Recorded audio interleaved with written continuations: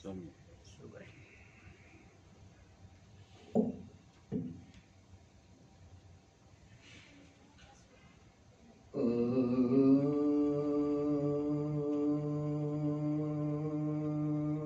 भद्रं नो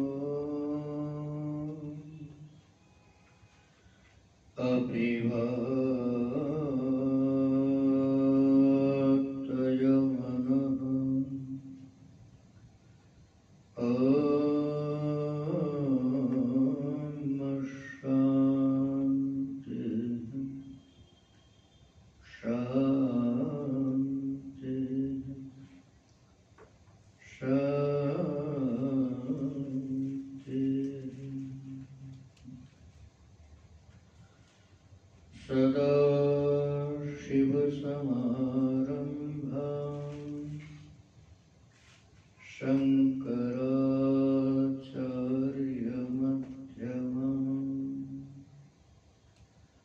अस्मदाचार्यपर्यन्तां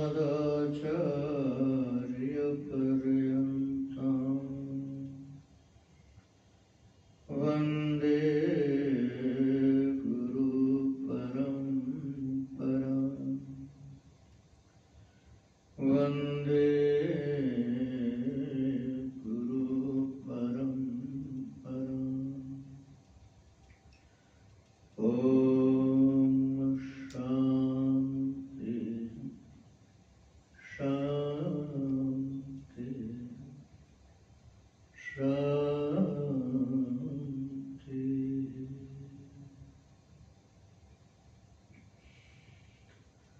ओम शिव शिव शिव शिव शिव शिव शिव।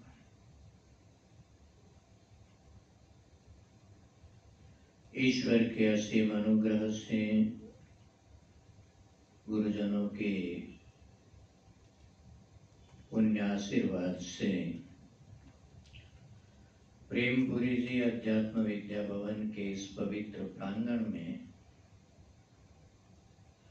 स्वाध्याय श्रृंखला के अंतर्गत हम सब साधक लोग क्रम प्राप्त बृहदारण्यक उपनिषद के द्वितीय अध्याय के चतुर्थ ब्राह्मण के पंचम कंडिका का पंचम मंत्र का विचार कर रहे हैं। इस मंत्र में वेदांत साधना का जो मुख्य स्वरूप है उसका प्रतिपादन किया जा रहा है। साध्य क्या है और साध्य को सिद्ध करने की साधना क्या है। साध्य है आत्मदर्शन।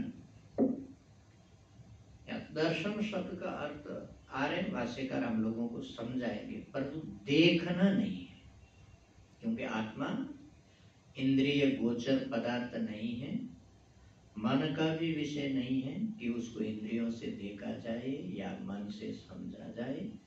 तो यहाँ पर दर्शन शब्द का अर्थ है अनुभव में रूपायित करना। अहम ब्रह्म अस्मि, इस अनुभूति का नाम है दर्शन। आत्मदर्शन कब होगा? जब ये अनुभूति होगी अहम ब्रह्मास्मि। ये अनुभूति ही दर्शन है। इसके अलावा आत्मदर्शन नाम की और कोई चीज हो नहीं सकती वेदांत संप्रदाय के अनुसार। इस दर्शन के साधन क्या है, साधना कैसी है? तो श्रोतव्य, मंतव्य, निधिध्यासितव्य। जिस पदार्थ का आपको अनुभव करना है या जिस विषय में आपको ज्ञान करना है, उस विषय में आपको 3 काम करना पड़ता है। ये प्रैक्टिकल चीज है। पहले उसके विषय में आप सुनिए, श्रवण। फिर श्रवण करने के बाद थोड़ा आपको विचार करना पड़ता है, मनन। सुनते समय यदि आप बहुत एकाग्र न हो, आपका आधा मन उधर गया हो, आपका आधा मन उधर गया हो और एक जगह माने बॉडी प्रेजेंट हो, माइंड एब्सेंट हो, तो आप ठीक से सुनेंगे नहीं। कान खुले हैं पर तो आपको सुना ही पड़ेगा। नहीं। इसलिए क्या करना पड़ता है, थोड़ा एकाग्र होना पड़ता है, थोड़ा ध्यान देना पड़ता है, तो कुछ श्रवण होता है, कुछ चीजों को आप समझ पाते हैं। फिर उसके बाद में किसी चीज की गहराई को समझने के लिए फिर आपको स्वयं थोड़ा विचार करना पड़ता है। ये जो स्वयं के द्वारा जो विचार करते हैं युक्ति से, तर्क से, उसका नाम है मनन। आएंगे इसके स्वरूप को हम लोग थोड़ा और गहराई से वेदांत के अनुकूल समझेंगे, तो इन शब्दों का एक सामान्य अर्थ एक बार ज्ञात हो। मनन, युक्ति पूर्वक विचार। और केवल विचार करने से भी नहीं होगा। कोई पदार्थ यदि बहुत सूक्ष्म हो तो केवल विचार से पकड़ में नहीं आता है।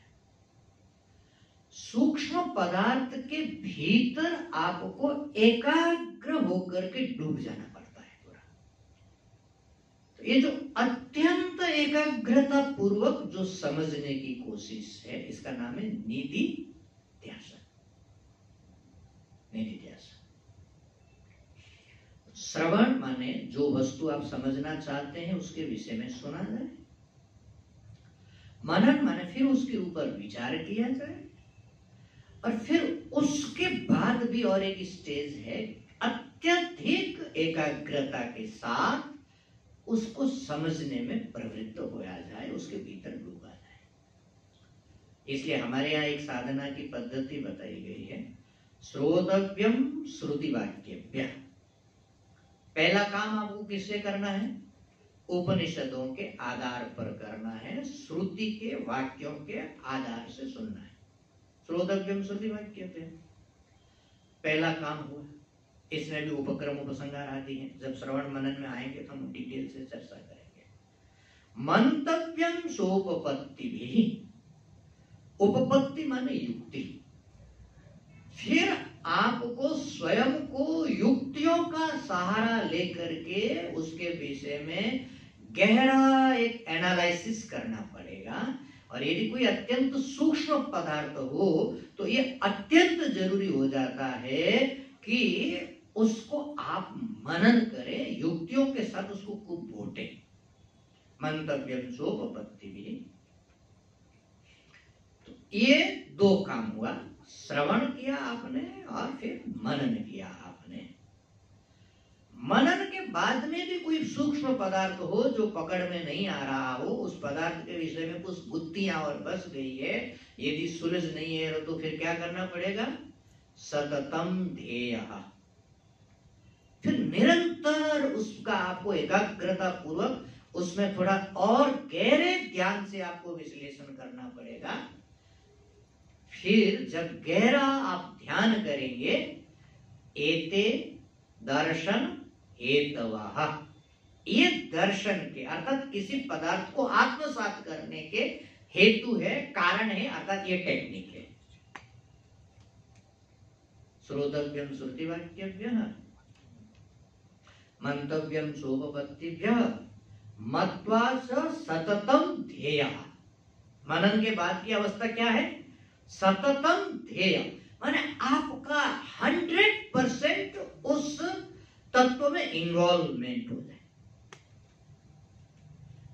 हम लोगों का मन बड़ा विचित्र है। अभी मान लीजिए हम जैसे सुन रहे हैं, सब लोग बैठे हैं सुन रहे हैं और एकाग्रता से सुन रहे हैं, हम लोग क्यों समझने की कोशिश भी कर रहे हैं, पर तो हमारे बैकग्राउंड में बहुत सारी ब्राउजर में फाइलें सब ओपन है,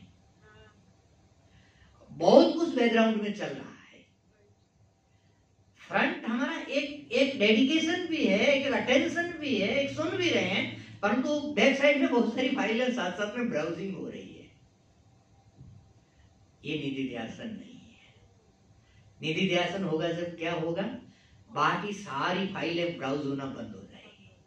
टोटल 100% इन्वॉल्वमेंट जब किसी एक पदार्थ में आप जब डूब जाते हैं। आप लोगों ने अभी तुरंत नवयोगेश का संवाद सुना, उसमें एक वो ईशुकार की बात आती है, तीर बनाने वाला। उससे वो दत्तात्रेय जी ने क्या सीखा, वो तीर बना रहा है, घिस करके उसको तीखा कर रहा है, और राजा की सवारी निकल गई सामने से पूरी, ढोल नगाड़े दूरिये, वो क्या एकाग्रता से वो लगा है उसमें। उसको किसी ने पूछा कि भैया थोड़ी देर पहले इधर से कोई राजा की सवारी गई क्या? बोल है सवारी कुछ देखा नहीं, हम तो लगे थे। ये है निधि ध्यासन, 100% इन्वॉल्वमेंट। ये जब आपका हो जाए, श्रुतियों से श्रवण हुआ, एकाग्रता से मनन हुआ। श्रवण में भी एकाग्रता की जरूरत है। एकाग्रता और डीपर होती है तो मनन होता है। मनन में भी एकाग्रता की जरूरत है, परंतु मनन में भी कंटिन्यूस बैकग्राउंड फाइल से नहीं चलती है, परंतु बीच बीच में कभी एरर आता है तो कोई दूसरी फाइल खुल जाती है ना ब्राउज करते समय। तो मनन में क्या होता है, मनन चलते चलते सिस्टम हैंग होता है, कुछ एरर आकर के बीच में थोड़ी देर के लिए दूसरी फाइल आ जाती है।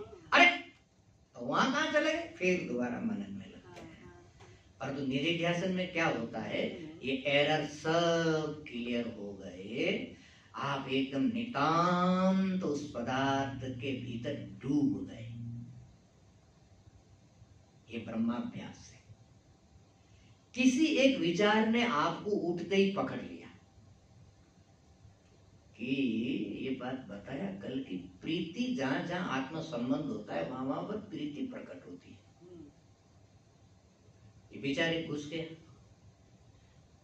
अब कोई यदि गहरा साधक होगा तो ये विचार उसको चिपक जाएगा, जैसे गोंद से कोई चीज चिपक जाती है ना, ये उसके मन में चिपक जाएगा और वो दीन दुनिया भूल करके ये समझने की चेष्टा करेगा कि आखिर ये कैसे होता है। पदार्थ वही है, परिस्थिति वही है, और जैसे ही वो अपना हो जाता है मीठा हो जाता है, और जैसे ही अपना तो हट जाता है एक उदासीनता आ जाती है।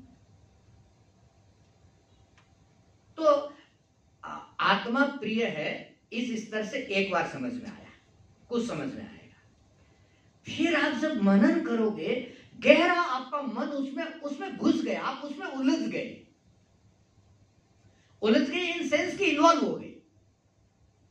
निरंतर आपके भीतर कुछ युक्तियां चल रही है, अच्छा ऐसा होता है, हाँ ऐसा तो होता हुआ दिखता ही है, वस्तु तो वही रही, वस्तु नहीं बदली, नया क्या आया, हमारा संबंध हुआ, नया अस्तित्व हुआ। इसका मतलब है कि संबंध ने वहां कुछ केमिकल रिएक्शन किया हमारे लिए, अच्छा उस संबंध से प्रियता बढ़ गई। अच्छा, संबंध से यदि प्रियता बढ़ती है तो जिसका संबंध है उसमें प्रियता होनी चाहिए, तो संबंध से प्रियता उधर जा रही है।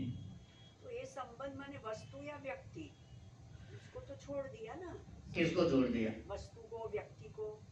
अभी तो आप जब अनुभव विश्लेषण कर रहे हैं, प्रियता कैसे फैली हुई है, अच्छा। पदार्थों में प्रियता की अनुभूति क्यों आ रही है, तब तो वो है ना, आपको अपनी प्रिय वस्तुएं जो लग रही है उसके साथ आपका संबंध है ना। आप प्रीति का यदि विश्लेषण करोगे तो कैसे करोगे, आत्म प्रीति को समझने के लिए। और जब आप के ऊपर फिर वो विचार इतना हावी हो जाता है कि वो विचार रहता है, आप स्वयं को भी भूल जाते हैं। ऐसा बहुत बार होता है। हम जब एकदम किसी वस्तु के भीतर जब डीप पेनेट्रेट करते हैं, किसी विचार की गहराई में डूबते हैं, तो दुनिया तो भूलना ही भूलना है, स्वयं को भी क्या कर जाते हैं, भूल जाते हैं। वो जो अवस्था है उसका नाम है निधि ध्यासन। आपने अपने आप को पूरे 100% टोटल एक ही साथ वहां रख दिया, कोई अवलंबन नहीं होता है। मैं आता हूँ, ये तो जब श्रवण मनन निधि ध्यासन का विचार होना है, केवल भूमिका बना रहा हूँ। फिर इसके रूपों को और थोड़ा चमका है, क्योंकि वेदांत की यही साधना है, केवल इतना ही समझना है, श्रवण क्या है, मनन क्या है, निधिध्यासन क्या है, और इसमें आपको कन्फर्म होना कि इसी से मुक्ति मिलेगी और दूसरा कुछ करने की जरूरत नहीं है, कुछ भी करने की जरूरत नहीं है। और जब तक दूसरा करने की आपको जरूरत महसूस होती है तब तक मुक्ति नहीं मिलेगी, ये भी कन्फर्म समझना। बातें ऐसी है भैया, क्या करें। आइए अब ये जो भाष्य है इसको पकड़ करके चले। ये तो एक भूमिका में बना रहा हूं ताकि इस पदार्थों में हम लोग गहराई से प्रवेश करें। श्लोकार्थ हम लोगों ने, मंत्रार्थ हम लोगों ने विचार कर दिया था। अब भाष्य में भगवान भाष्यकार इस पूरे प्रकरण को सार रूप में उद्धृत कर रहे हैं। सा होवाच याज्ञवल्क्य अमृतत्व साधनम वैराग्यम उपदिदिक्षुः जाया पति पुत्रादिभ्यः विरागम उत्पादयति तत्संन्यासाय। साहोवाच, यहाँ से ये मंत्र आरंभ हुआ। साहोवाच नवारे पत्युः, तो नहीं साहोवाच नहीं सहोवाच, सॉरी सहोवाच नवारे पत्युः कामाय पति प्रियो भवति आत्मनस्तु कामाय पति प्रियो भवति नवारे जायायाः कामाय जाया प्रिय भवति इत्यादि जो कहा। तो सहोवाच इससे कौन बोला? तो कहा कि याज्ञवल्क्य उवाच। स माने याज्ञवल्क्य, याज्ञवल्क्य जी बोले। अच्छा, क्यों बोले? याज्ञवल्क्य जी को ये बोलने की जरूरत क्यों पड़ी? जब उन्होंने ये कहा कि जब इससे मैं अमृत नहीं हो सकती हूं, तो जो अमृत तत्व का साधन आप जानते हैं या जिसको आप अमृत तत्व के रूप में जानते हैं उसको मुझे बताइए। तो क्या अमृत तत्व है? सीधा उसको बताना चाहिए था। याज्ञवल्क्य जी ने ये दूसरी एक रामायण क्यों आरंभ की? ये पति प्रिय नहीं होता है, पत्नी प्रिय नहीं होती है, ये प्रिय होता, वो प्रिय होता, ये सब क्यों आरंभ किया? उद्देश्य क्या उनका? तो कहा कि अमृत तत्व साधन, ये अमृत तत्व का साधन क्या है? वैराग्य। अमृत तत्व का साधन क्या है? वैराग्यम। ये बात गांठ बांधने का। नो वैराग्य नो अमृतत्व। जब तक वैराग्य चित्त में नहीं है तब तक हम अमृत तत्व के अधिकारी नहीं हैं। तो अमृत तत्व साधनम वैराग्यम उपदिदिक्षुः, उसका उपदेश करने की इच्छा है याज्ञवल्क्य जी को। उपदिदिक्षु माने उपदेश करने के इच्छुक, उपदिदिक्षा माने उपदेश करने की इच्छा। तो याज्ञवल्क्य जी है उपदिदिक्षुः। तो उपदेश करने की इच्छा से क्या किया उन्होंने? जाया पति पुत्रादिभ्यः विरागम उत्पादयति, उनके लिए उनके प्रति वैराग्य पैदा कर रहे हैं याज्ञवल्क्य जी। अच्छा, वैराग्य के स्वरूप को लेकर के भी थोड़ा चिंतन होना चाहिए। आज नहीं करेंगे, कल करेंगे। थोड़ा मैं ये पंक्तियां पूरा कर देता हूँ, फिर वैराग्य के स्वरूप के ऊपर थोड़ा चिंतन करेंगे कल।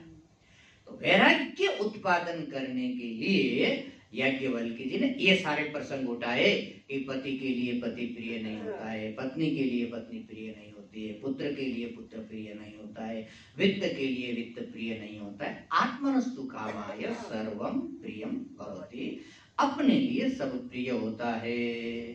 तो कहा कि ठीक है, अपने लिए सब प्रिय होता है, ये बात मान लिया, परंतु ये उनके लिए वैराग्य क्यों उत्पन्न कर रहे हैं? उनके प्रति पति पत्नी पुत्र घर गृह, इसके लिए वैराग्य उत्पन्न करने की क्या जरूरत है? कहा कि तत्संन्यासाय, आपको यदि वैराग्य प्राप्त करना है तो उनका आपको त्याग करना पड़ेगा। किसका? पुत्रेष्णा का, वित्तेष्णा का, लोकेष्णा का। ये जो उनसे सुख भोग की कामना जब तक है, पत्नी से मुझे सुख मिल जाएगा, पुत्र से मुझे सुख मिल जाएगा, वित्त से मुझे सुख मिल जाएगा, संसार से मुझे सुख मिल जाएगा, दुनिया के किसी पदार्थ से मुझे सुख मिल जाएगा, ये अभिलाषा जब तक बनी हुई है तब तक सुख हो सकता है, मिलता रहे ना मिलता रहे, दैट इज अनदर फैक्टर। ब्रह्म नहीं मिलेगा। ब्रह्म मिलने की तो मैत्रेयी ने कही, याज्ञवल्क्य जी ने ऐसी बात बता दी, नाशास्ति वित्तेन, आशा ही नहीं है। इसलिए भैया अब पति पत्नी स्त्री पुत्र छोड़े या न छोड़े ये सेकेंडरी है, उनके प्रति जो सुख भोगेच्छा है वो मेरे सुख के साधन है। ये इच्छा यदि बैठी हुई है और ये एक्टिवली यदि काम कर रही है और ये हमारा यदि प्रिंसिपल गाइडिंग बनी हुई है यदि, तो हम असल में सच्चे अर्थों में मुमुक्षु नहीं है, किसी न किसी अर्थों में भोगी है। कारण इंद्रियों के ही विषयों का अनुसंधान हम कर रहे हैं। और एक बड़ा कटु शब्द प्रयोग किया इसके लिए ठाकुर रामकृष्ण परमहंस भगवान ने। दिल को बड़ी वेदना देता है सुनने पर भी कभी कभी, परंतु मैं समझता हूँ कि महापुरुषों का ये काम होता है, उनको गहरी चोट करनी पड़ती है। हम लोगों को वहां वो चोट करते हैं जहां से निरंतर खून रिश्ता रहे और हमको दर्द होता रहे।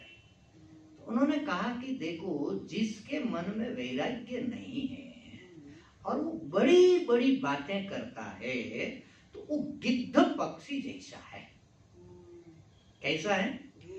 गिद्ध पक्षी जैसा है। गिद्ध का क्या काम होता है? बोले आकाश में बहुत ऊंचा उड़ता है। गिद्ध के पंखों में इतनी ताकत होती है कि इतना ऊंचा दूसरा प्राणी उड़ नहीं सकता है। और दूसरी बात है, उसकी दृष्टि बड़ी तीक्ष्ण होती है, 100 मील तक वो देखता है, मतलब माइक्रोस्कोप जैसे लगा हो भले। तो जब वो ऊपर उड़ जाता है तो उसको बहुत विराट क्षेत्र दिखने लग जाता है, क्योंकि एक तो ऊंचा बहुत, दूसरी उसकी दृष्टि बहुत तीक्ष्ण है। परंतु वो तीक्ष्ण दृष्टि से क्या देखता है? कहां पर कोई मरा हुआ सड़ा हुआ पशु पड़ा हुआ है, उसका मांस उसको खाना है। तो इतना ऊपर उठ करके भी, इतनी तीक्ष्ण दृष्टि वाला होते हुए भी क्या देख रहा है? सड़ा हुआ मांस। बोले जिसके चित्त में विषयों के प्रति वैराग्य नहीं है, परंतु बड़ी बड़ी बातें कर रहा है, वो आकाश में बहुत ऊंचा उड़ने वाला गिद्ध जैसा है। हमें कहा गुरु जी इतनी भारी चोट काहे कर रहे, बड़ा दर्द होता है, परंतु वैराग्य पैदा होना बहुत जरूरी है। और एक चीज याद रखने का, वैराग्य डंडों से पीट के नहीं पैदा किया जा सकता। वैराग्य समझ से पैदा होता है। जैसे जैसे समझ सुधरी, वैसे वैसे वैराग्य आया। समझ ठीक होनी चाहिए। और स्वाध्याय का, सत्संग का ये काम है, वो शब्द हमारे को चोट पहुंचा करके हमारी समझ को ठीक करते हैं, और कुछ नहीं करते। समझ ठीक हुई, आप वैरागी हुए, आप विरक्त हुए। सच्चा वैरागी वो है जो संसार के प्रति सही निरपेक्ष दृष्टिकोण रखता है। वैराग्य का बहुत गहरा संबंध जंगल में बैठे हुए किसी गुफा मात्र से मात्र नहीं हो सकता। हाँ, ये वैराग्य का एक बाह्य लक्षण है कि किसी ने सब कुछ छोड़ करके गुफा में बैठा हुआ है, परंतु एक कहावत है, वनेपि दोषा भवन्ति रागिना। जो रागी है, आसक्त है, वो गुफा में भी बैठा रहेगा तो कुछ गड़बड़ पैदा हो जाएगी। इसलिए मरना क्या चाहिए? राग, आसक्ति। ये मरेगी तो वैराग्य होगा, और ये मरती है समझ से। इसलिए समझ जितनी जितनी शुद्ध होगी, वैराग्य उतना उतना प्रबल और उत्कृष्ट होगा, श्रेष्ठ होगा। तो तत्सन्यासाय वैराग्यम उत्पादित। इसलिए याज्ञवल्क्य जी एक बड़ा काम यहाँ करना चाह रहे हैं कि हमारे जो आसक्ति के केंद्र हैं, उनसे हमारे मन में वैराग्य पैदा हो। नवई अरे है पत्यु कामाय पत्यु भर्त में, ये जो पदबंध हर बार प्रयोग किया, नवा अरे नवा अरे नवा अरे नवा अरे, तो वे शब्द हैं प्रसिद्धि अर्थ में भी और स्मरण अर्थ में भी। अव्यय है वे। जब कोई चीज अत्यंत प्रसिद्ध हो तो उसको हम लोग कैसा कहते हैं ना, तो कहने का मतलब है आपने किसी प्रसिद्ध चीज का स्मरण कर दिया और आपका हूं कहने से सामने वाला आपका अर्थ पूरा समझ गया, बोले हाँ ऐसा। तो किसी प्रसिद्ध चीज हो या उसका स्मरण करना हो तो संस्कृत में एक टेक्निक है बोलने का, वेई। तो न वेई अरे, ये 3 पद है ना। वेई माने ये चीज तो अत्यंत प्रसिद्ध है, तुम भी जानती हो। वेई माने तुम भी जानती हो, हम केवल तुमको स्मरण करा रहे हैं। अरे अरे ये संबोधन है। अरे मैत्री, तुम भी जानती हो। ये वे और अरे ये दो शब्दों का बर्तवा। क्या जानती हो? कहा कि तुम ये जानती हो पति कामा नहीं पत्युः कामाय पति प्रियो भवति। और न पहले दिया हुआ है, न आत्मनस्तु कामाय पति प्रियो भवति, वो न यहाँ आ जाएगा। अरे याज्ञवल्क्य, अरे मैत्रेयी, इतना तो प्रसिद्ध ही है भाई, इतना तो तुम भी जानती ही हो कि पति के सुख के लिए पति प्रिय नहीं होता है, अपने सुख के लिए पति प्रिय होता है। ये बहुत प्रसिद्ध बात है, ये हम सब जानते हैं। हाँ, माने न भले वो अलग बात है, परंतु जानते तो हम सब हैं। तो ये जो एक प्रसिद्ध अनुभूति है, जो सार्वजनिक अनुभूति है, उस अनुभूति को कहने के लिए यहाँ पर वे शब्द का प्रयोग हुआ और बार बार उसको रिपीट किया। नवारे नवारे माने नहीं, अरे नहीं नहीं। तो उसी शब्द को वे शब्द प्रसिद्ध स्मरणार्थम, और प्रसिद्ध का है प्रसिद्धम एव एतत् लोके। लोक में, संसार में, दुनियादारी वालों को भी ये तो पता ही है भैया कि पति के सुख के लिए पति प्रिय नहीं होता है, आत्म सुख के लिए पति प्रिय होता है। तो एक प्रसिद्ध में तो लोग या केवल किसी ने कहा ये कोई बहुत गंभीर या गूढ़ बात नहीं है। असल में ये थोड़ा सा आप सजगता से यदि विश्लेषण करेंगे अपने मन का, दूसरे का मन पढ़ने की जरूरत भी नहीं है। अपना मन यदि हम थोड़ा सा पढ़ लें तो ये पता लग जाता है कि हम जिन जिनसे प्यार करते हैं क्यों करते हैं, और फिर हमको दिखने लगेगा कि हम कोई दूध के धुले हुए नहीं है। शास्त्र का असल में एक काम है, एक मिरर हमारे सामने खड़ा करते, एक दर्पण हमारे सामने खड़ा करते कि दुनिया तुमको जैसे भी देखे देखे, तुम जरा अपने को ठीक ठाक देख लो कि तुम कैसे हो। तो याज्ञवल्क्य एक बात दिला रहे याद कि ये तो बहुत प्रसिद्ध है, लोक में बहुत प्रसिद्ध है, तुम जानते हो कि हम सब लोग कैसे हैं। अब पत्युः कामाय, पत्यु माने भर्तु, जो भरण पोषण करने वाले, और कामाय माने प्रयोजनाय। काम शब्द का अर्थ है यहाँ पर प्रयोजन, उनके उपयोग, उनके प्रयोजन के लिए। जायायाः पति प्रियो न भवति, पत्नी को पति के प्रयोजन के लिए पति प्रिय नहीं होता। किन तरह होता क्या है, रियलिटी क्या है? ताकि आत्मनस्तु कामाय प्रयोजनाय एव भार्यायाः पति प्रियो भवति। अपना प्रयोजन उस प्रेम से सिद्ध हो जाता है, इसलिए उस प्रेम के लिए, उस प्रयोजन के लिए पत्नी और पति में आपस में प्रेम होता है, और पत्नी पति से अपने उस प्रयोजन की पूर्ति के लिए प्रेम करती है। असल में क्या है, ये सब बातें सुन करके कभी कभी लगता है कि कुछ अति है कि नहीं है, कुछ ज्यादा बड़ा करके बता रहे कि नहीं बता रहे हैं। पर तो हकीकत में अतिशोक्ति नहीं है, इसमें अति नहीं है। संसार का स्ट्रक्चर ही ऐसा बना हुआ है, इसमें ना पति का दोष है, ना पत्नी का दोष है, ना पुत्र का दोष है, ना गुरु का दोष है, ना शिष्य का दोष है। दोष थोड़ा बहुत इतना ही है कि अज्ञान में डूबे हुए हैं, इसलिए आसक्ति करते हैं। इसका मूल राज इतना ही है, इस संसार का स्ट्रक्चर ऐसा ही बना है, जब भी कोई भी किसी से भी प्रेम करेगा तो ज्ञात या अज्ञात प्रयोजन उसके अपने भीतर छुपा होगा। बहुत बार ये देखा जाता है, माँ इतने कष्ट उठा लेती है अपने शिशु के लिए कि माँ के उस निस्वार्थ प्रेम में प्रयोजन खोजना बहुत कठिन काम, कि माँ का कोई अपना व्यक्तिगत प्रयोजन होगा। पर तो वहां पर भी जब आप फैक्ट चेक करेंगे, रियलिटी चेक करेंगे, तो बच्चा संतुष्ट रहने से बच्चे के संतुष्टि का माँ आस्वादन करती है। हाँ, वो करती है कि नहीं? ये माँ का प्रयोजन है। तो कहीं पर भी प्रीति हो और प्रयोजन न हो ऐसा नहीं होता, इसलिए ये आती नहीं है। ये रियलिटी है। तो हम जब किसी के लिए कष्ट दर कष्ट भी यदि उठाते हैं तो वो कष्ट भी हमारे लिए उपभोग्य होता है।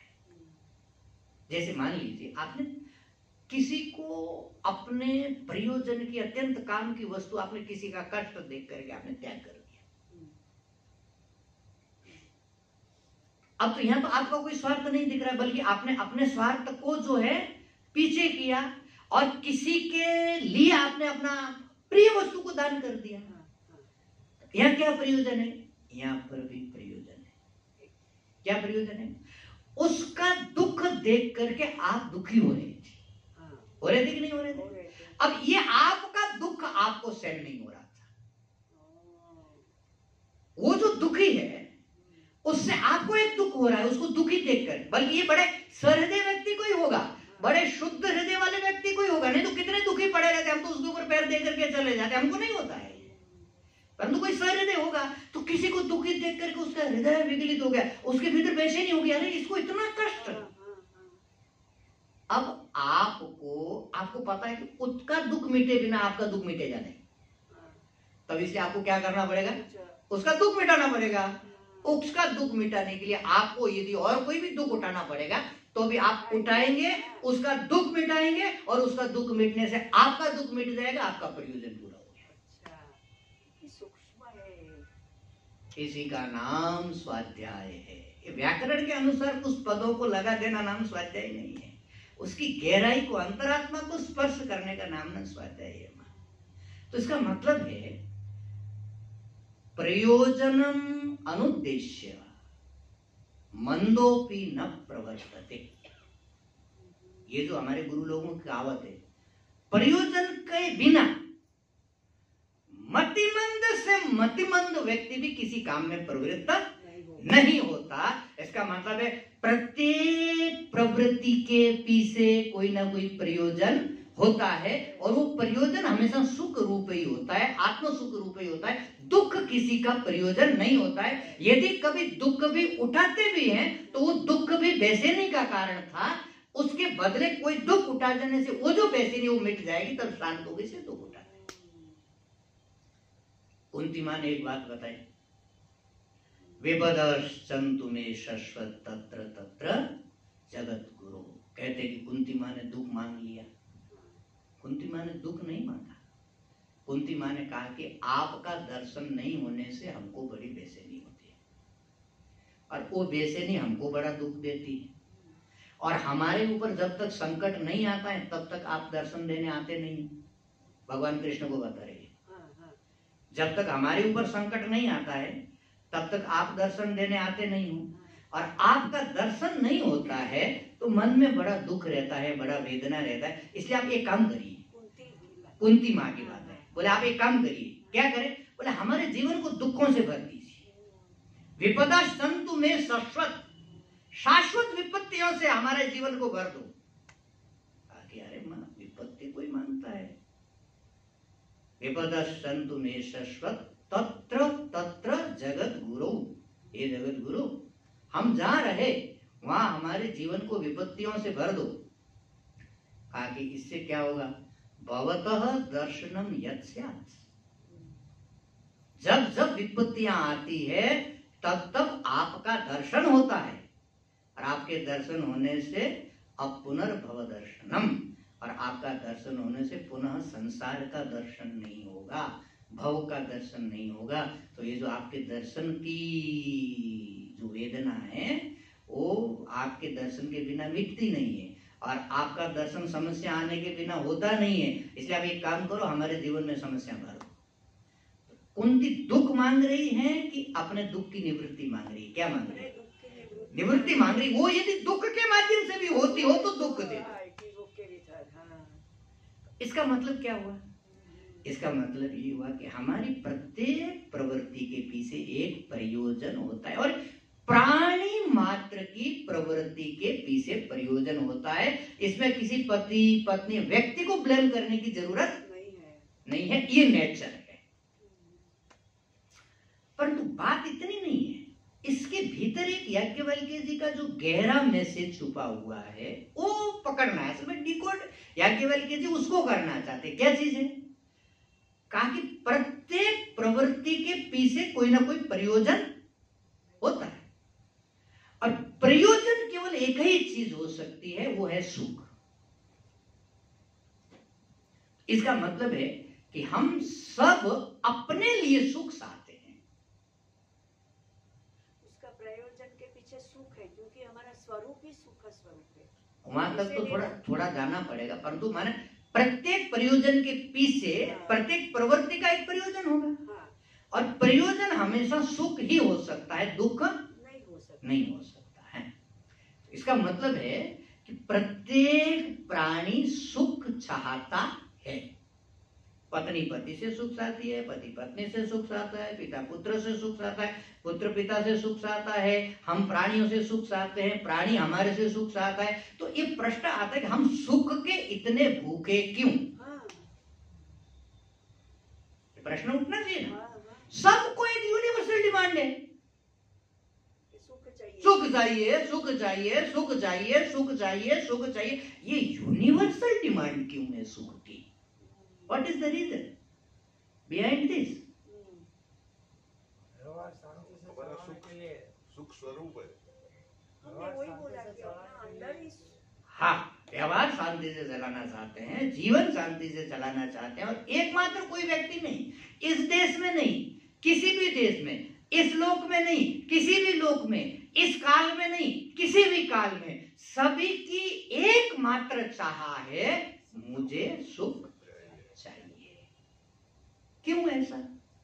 क्योंकि प्रत्येक व्यक्ति अपने मूल सोर्स सुख से थोड़ा दूर हो गया है, वो वहां वापस सेटल होना चाहता है। असल में उसको खोज रहा है जो उसका अपना भूला हुआ स्वरूप है। ये याज्ञवल्क्य जी दिखाना चाहते हैं। प्राणी मात्र दुनिया के किसी भी कोने में हो, भारत में हो, अमेरिका में हो, इंग्लैंड में हो, जापान में हो, आकाश में हो, पाताल में हो, जलचर हो, थलचर हो, नभचर हो, उद्भिद हो, प्राणी यदि है, सजग यदि है, चेतना का विकास यदि है, चलता फिरता यदि है, तो वो एक चीज खोज रहा है। क्या खोज रहा है? सुख खोज रहा है। इसका मतलब है सुख उसका कहीं खो गया। एक कोई यूनिवर्सल चीज है हम सब लोगों की, सबकी खो गई, सार्वभौम सत्य है। वो कौन सा सुख है जो खो गया? वो आत्म सुख है, वो खो गया। उस आत्म सुख को पति पत्नी में खोज रहा है, और पत्नी पति में खोज रही है। कुछ गलत कर रहे हैं क्या? नहीं कर रहे, क्योंकि उनका खोया हुआ वो खोज रहे, परंतु गलत जगह में खोज रहे। इतनी गलती है, क्योंकि पति का सुख पत्नी में नहीं खोया है, पति का सुख तो खोया है, पति सुख खोज रहा है, परंतु सुख पत्नी में खोज रहा है। असल में जो चीज जहां खोई है वहां खोजने से मिलेगी, जहां नहीं खोई है वहां खोजोगे तो मिलेगी नहीं। आपने सुना होगा ना वो कथा, एक बूढ़ी माँ की सुई खो गई कुटिया के भीतर। कुटिया के भीतर बहुत अंधेरा था।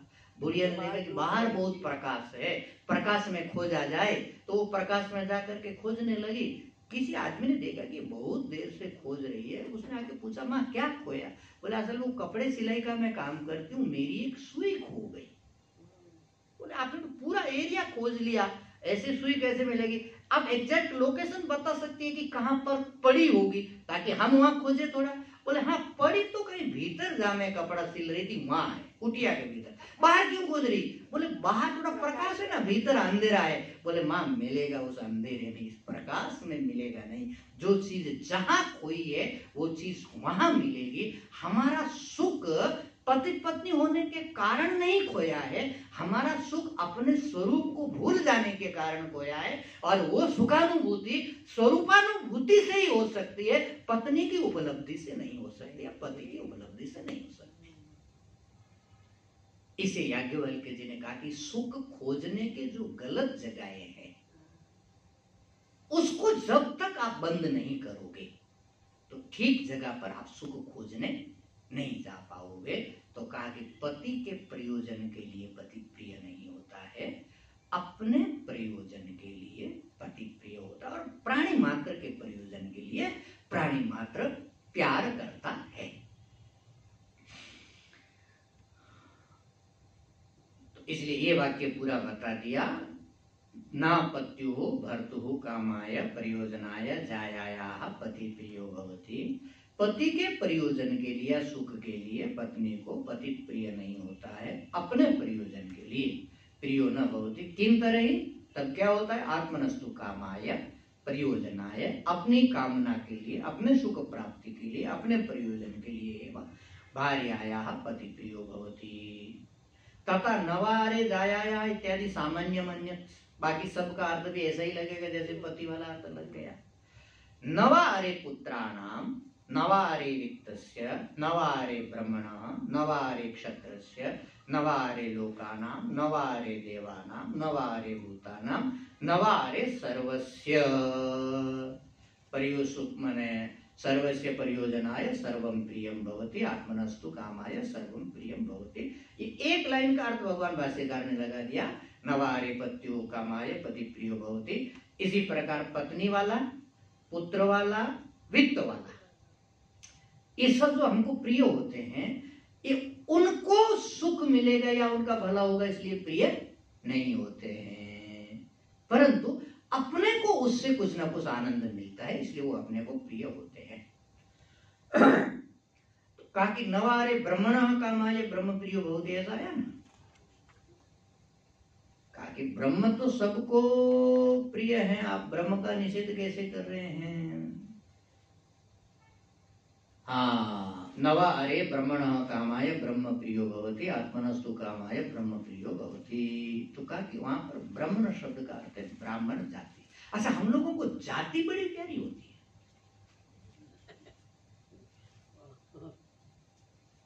जाति का एक बड़ा अभिमान होता है और एक बड़ा आस्वादनीय होता है, बड़ा अच्छा लगता है। अपनी जाति जो है व्यक्ति को सब प्यार। इसलिए पुराने जमाने में एक दंड होया करता था, कोई बहुत बड़ा यदि अपराध कर देता था तो लोग क्या करते थे, उसको जाति से बाहर कर देते थे। जात बार बोलते हैं ना, किसका है।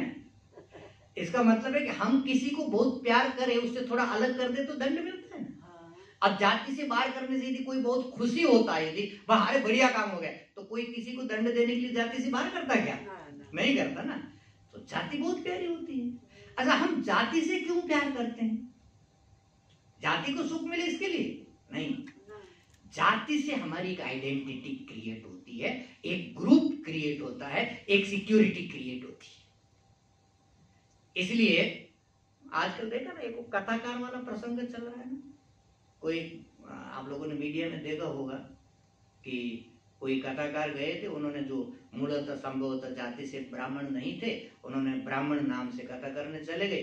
गांव वालों को पता चल गया कि असल में ये ब्राह्मण नहीं है, परंतु ब्राह्मण कह करके कथा करे। कुछ हुदगड़ हो गए, अब दो पक्ष हो गए। क्यों? क्योंकि व्यक्ति का, जिस व्यक्ति का अपमान किया ना, उसके जाति वाले सब लोगों को लगा दिया, तो हमारा अपमान हो गया, तो सब उसके पक्ष में आ गए। ये जो जाति है, ब्राह्मणत्व जाति, क्षत्रियत्व जाति, इस जाति से हम प्यार करते हैं, परंतु इससे एक सिक्योरिटी की फीलिंग होती है, एक ऑनरशिप की फीलिंग होती है, एक डिग्निटी की फीलिंग होती है। व्यवस्था के लिए सब बनाए गए हैं, परंतु अपने को प्यार लगता है ना।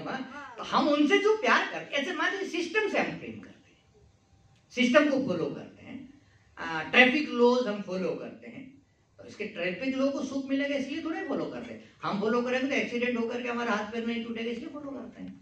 तो प्रत्येक प्रवृत्ति जो है आनंद के लिए होती है, परंतु यहाँ पर भगवान भाष्यकार एक दूसरी चीज दिखा रहे, बोले ये जो क्रम सजाया, पति, पत्नी, पुत्र, फिर पुत्र के बाद में क्या है, वित्त, फिर जाति, फिर लोक, फिर देवता, प्राणी। कहा कि इस ढंग से क्रम क्यों सजाया, उल्टा क्यों नहीं कर दिया, पहले ही बता देते नवारे सर्वस्य कामाय सर्वम प्रियं भवति भूतानां कामाय। कहा कि ये एक इसका स्टेजेस है, इसके लेवल है। जो सबसे ज्यादा सन्निकट होता है वो सबसे ज्यादा प्रिय होता है, थोड़ा थोड़ा जैसे दूर चला जाता है, प्रियता थोड़ी थोड़ी घट जाती है। इसलिए पत्नी को पति सबसे ज्यादा प्रिय होता है। कुछ टाइम के लिए हो, जिंदगी भर के लिए नहीं।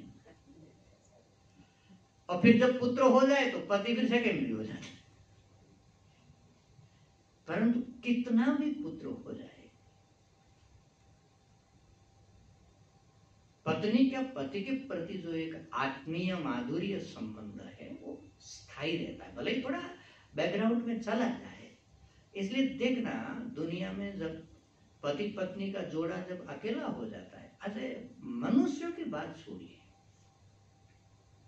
कल एक छोटा सा शॉर्ट वीडियो आया, मैं देख रहा था, एक पक्षी है हॉनर बेल्ट ना ऐसा कुछ नाम है, पति पत्नी का जोड़ा होता है, उसमें से यदि एक मर जाए किसी कारण से तो दूसरा भोजन करना बंद कर देता है और विरह में तपते तपते तपते तपते तपते प्राण त्याग कर देता है। ये ममत्व, ये प्यार क्या एक गंभीर वस्तु है।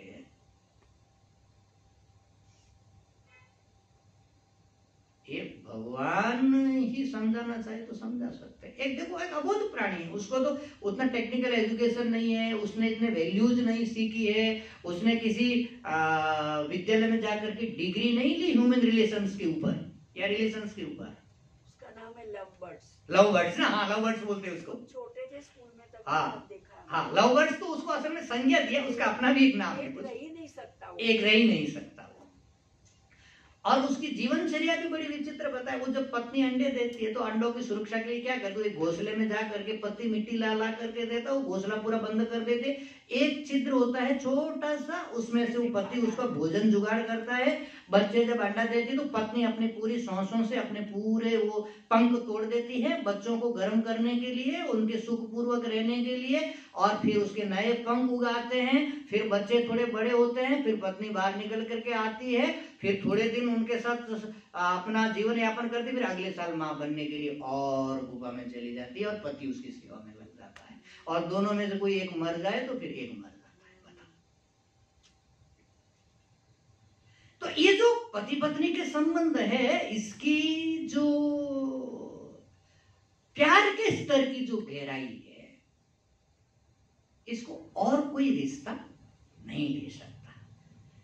इसलिए पहले पति पत्नी को रखा, फिर उसके बाद में पुत्र, फिर उसके बाद में वित्त, फिर उसके बाद में जाति, फिर उसके बाद में दूसरे दूसरे दूसरे दूसरे दूसरे दूसरे साधन। वही बता रहे भगवान भाष्यकार देखिए, नवारे सर्वस्य कामाय सर्वं प्रियं पूर्वं पूर्वं यथा सन्ने प्रीति साधने वचनम।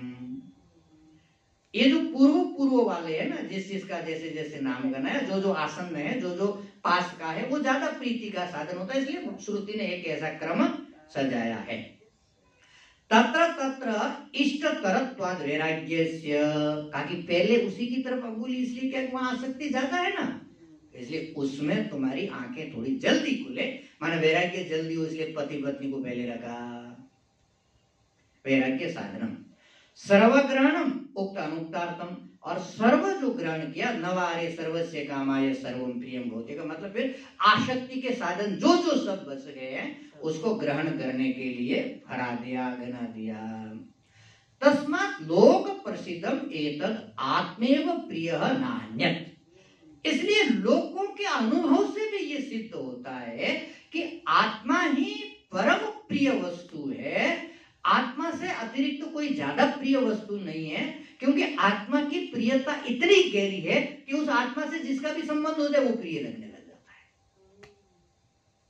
जैसे अग्नि इतनी गर्म होती है कि अग्नि के पास में कोई भी आए वो गर्म होने लग जाता है, इसी प्रकार आत्मा इतनी प्रिय है हम लोगों को कि उस आत्मा से जो भी थोड़ा सा जुड़े वो क्या होने लग जाता है, उसमें प्रियता भासने लग जाती है, झलकने लग जाती है। और ये बात पीछे बता के आए हैं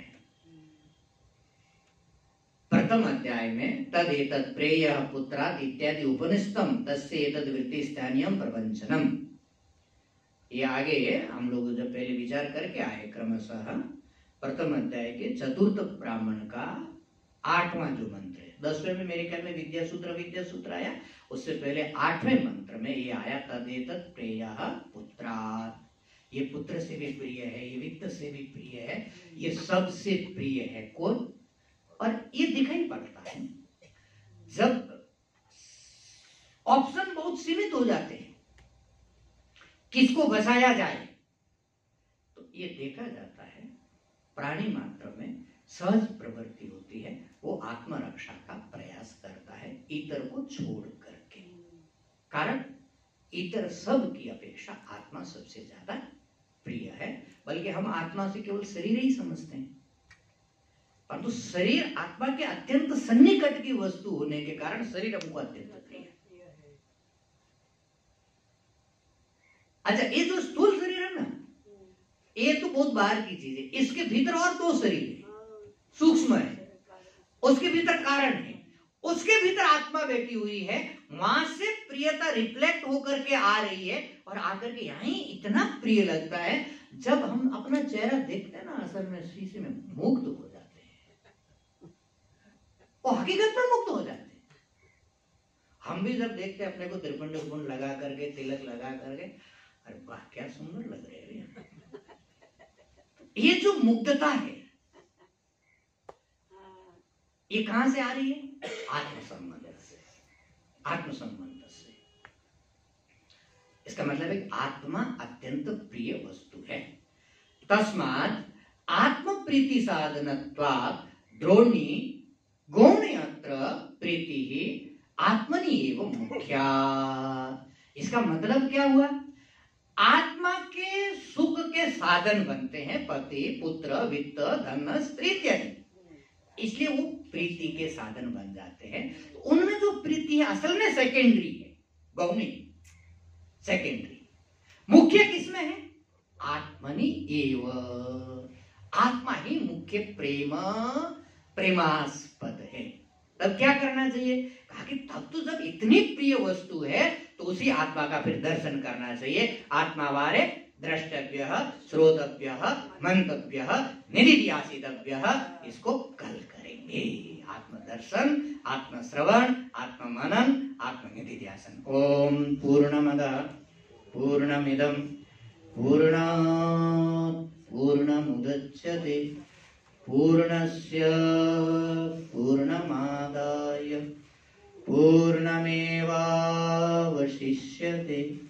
ओम शांति शांति शांति। शंकराचार्यं केशवं बादरायणं सूत्रभाष्य कृतौ वन्दे भगवन्तौ पुनः पुनः। ईश्वरो गुरुरात्मेति मूर्तिभेद विभागिने व्योमवद्व्याप्तदेहाय दक्षिणामूर्तये नमः। ओम शांति शांति शांति। पार्वती पतये हर हर